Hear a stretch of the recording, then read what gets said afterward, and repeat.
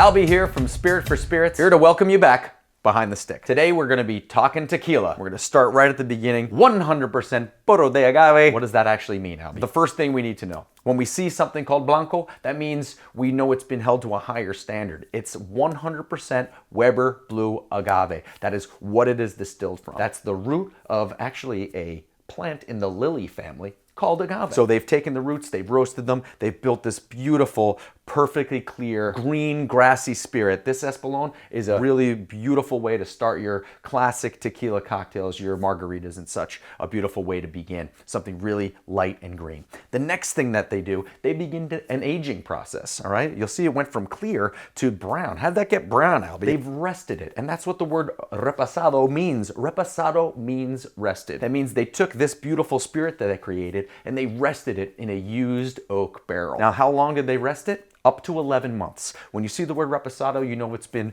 aged up to 11 months in an oak barrel. What does it do to our tequila? It gives us some of those things we talked about in the maturation process of whiskeys or in the aging process of rum. Some of those brown sugars that we talked about, some of those baking spices, all gonna start to be present with that original beautiful green grassy spirit now starting to build into this other little beautiful sipper. Also makes a really great margarita as well in a reposado tequila. And now we age it a little bit longer. We move into this beautiful product here, which is called añejo. The word añejo means aged. That means it's been in a barrel at least 1 year and a maximum of 3 years. There's even a super high category they use now called extra añejo, and those are really expensive because they've spent at least 3 years in a barrel.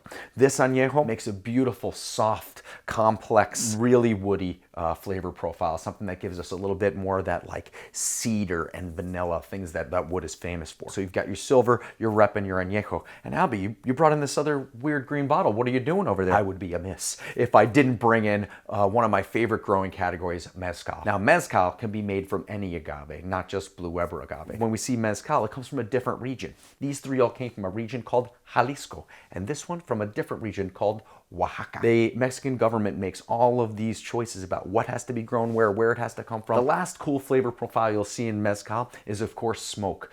There's a really ancient process of roasting the piñas, the original roots of the agave plant, where they actually bury it and capture the smoke. Just makes a really beautiful, complex, sweet and smoky spiciness that sort of separates it categorically from the clean freshness of tequila. Next on our list, we need something orange in our well. I know we've always called it triple sec, but I'm gonna bring the original in as we talk about Cointreau. But that's next time, behind the stick.